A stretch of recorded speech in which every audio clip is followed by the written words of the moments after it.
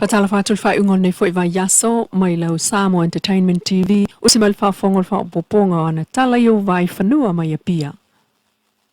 E whai o so whainga leo leo I polu nei, mai le taimi o tā pena so malolo aina whaasolo mai ai lava, pei fo ona whaatino, ile lata o so whainga lata mai nei isa vai I le aso ananafi.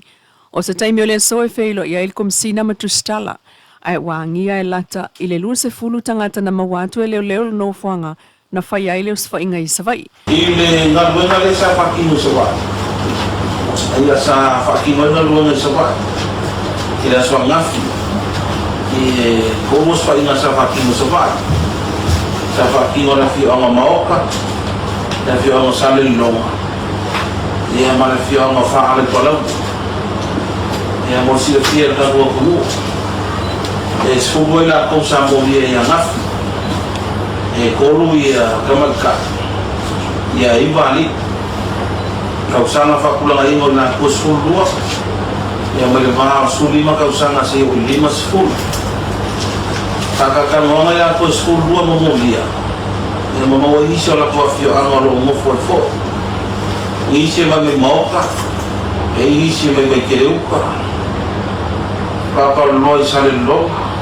Sapulu, vai usu, vai moço, o le tomo, o nu, e mo whaala palami. Mo si fio me Samoa I sapai I as whainga e kou. Ia, e ila au e kok sisiro mai e fōua. Ia la au mei ho me sapai. Ia nga maua I mo se vai o le aisa. Ia o pai pai o aisa.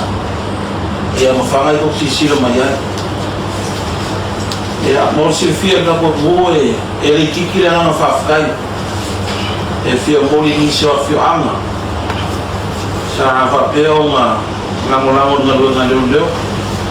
Ia me se foi ia soka inga nisi o ui a marmalo. Ia kawala mai ai. Ia nga luenga whakingo era tula fongo ia mako. Whawhkai le lango le whakingo ima tula fongo. Kasi ala nganga leo. Ia ua ngei na fia kako a inga kako whangau lumunga. Le ngako a fia ngon whalau whasa inga. Ai ua kia le iso tula fongo ngonga e whangau mai ai. Pea funi aga mo e whaua wekau sanga kako mu. Inga ia mai pia le lango marka kuinga mkanga luenga. Ua sauni ia kanga luenga so skai me whaki moina kunga luenga. Ma o wha fui le leua awe keili nge. Inga ia or keili a iao. Ia o kai aise se foswang ia lo whanau o kako mu. O lo makanga lo piso leo so skai ni. A me se fo ia o piso leo la kaani.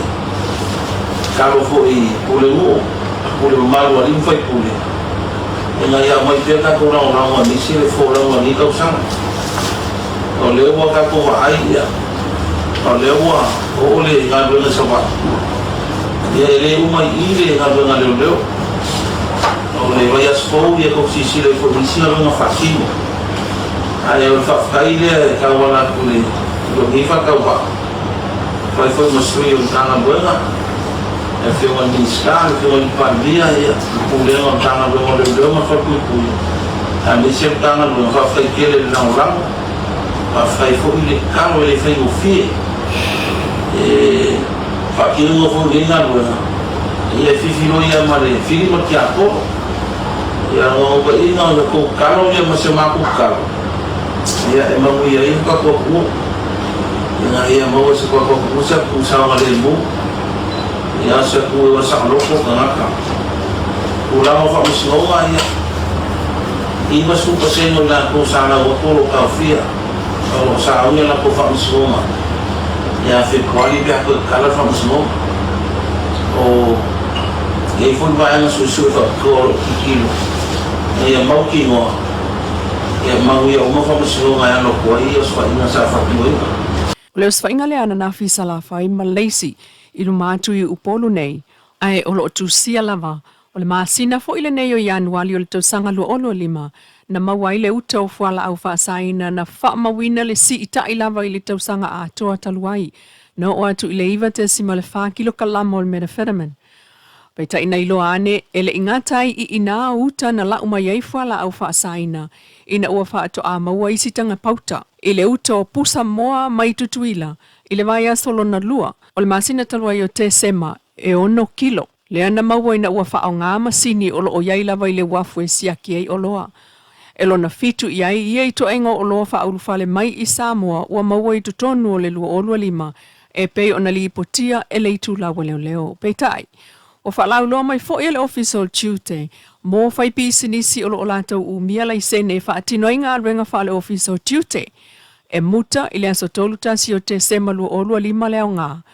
Wa watu iai le awa noa ia o atu i le aso se fulu lima o le masina leo Januari wa mai a wha a fau nā lai sene. Ai o lea so, lea eiloa i se tala mai leo leo le taunu ungo la tō ngā ruenga whaatino o lo whaapa anga ai, ma le office o Tuesday, ai maisa o ngā ruenga wha leo leo tua oi whaavao malo, ai o loa taunu umai i le atunu umo le sia kia i whala au whaasaina. E iei lava mafu anga tāua e tolo i malanga walele. E le tau mātu stasi fo i o nā mafu anga na tolo i malanga le a New Zealand mai le waweao le Australia na nafi i lo nā fiafi. Ele o mautinoa mai lava le mafu anga o le tolo ai o a ngia i li poti na malanga le waa i fiti ai mana o miai o na whai iai se ngā ruenga wha le leia ma tolo ai loa le malanga ese ma whale o lo mai le waweao o le ansoforeile i le a fiafi. Ma ngia i le loto ti ngā o pāsese na li potia e le Samoa Global News. Talu ua tumu i le malai wa le lei whale o lo mo le fua ina o ato masiaki i le pō ai whato ai loa ai ina ua tolo le malanga. O malanga mamao ia whaavao malo. E masania i lava atupu nei whaale tonu. Ua tūta i ai mafofua ngā isi pāsese. Mō waa e tuliloa mō isi malaiva lele po o tunu. E whaale tonu ai foi ma whaoso o lo fua lava taimi i le umi o le malanga. Ai o isi fofua ngā pāsese pe o na lipotia le langona ai o whaasea. Peita ina tala noa le tasi o whaai e waa. E sili le puipuia nei lo le tonga fitia. E mawhai ona to e maua tau mafa masa ili sa isi wa alele pe a misi. Ai le mawhai ona tau nuu nā wha amoe moenga uma pe a wha ale tonu le wa alele ilunga o le ea. Pe tai o le te e o pāsese ili malai wa alele pe ona li iputia le SGN o le le ai o sa lātou sila fia ili swinga o le taimi o le malanga le wa a.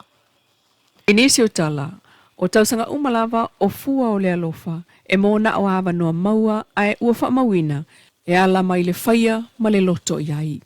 O le vai so nei ufa mawina i le sao le faltali malo o le tau mea sina Island Resort mo whanau o tau CLSVSG Samoa Victim Support Group i lana campus of Hope tona i mato. O loa fsoswani i fale ma maota o api a ile sili le 5 ta maiti mai lea taimi i lea taimi peitai. Ele o le taimi mua lea ua apa mai ele pulenga o le tau mea sina e wha malo si au i le pulenga o le to manga mue popua ngā tia. E ale le fsoswani le wha oloa ina o moenga o whanau ia mo moe le le iai ma malo lo. Whaftai ai le sunga le Bristene sili Niulina Jang le li pule. Tua tanga Nathan Pakno. Ma le pulenga i le manatuatu ma le taliton wino le au nanga whaatino mo tangata o lo mana o mia.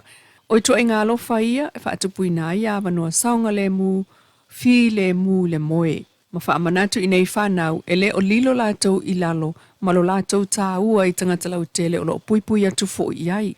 Whaaftai ai le tau mea sina Island Resort i le au Hawaii ma toi whaatumuatu e le tua mea o whaangao ngao.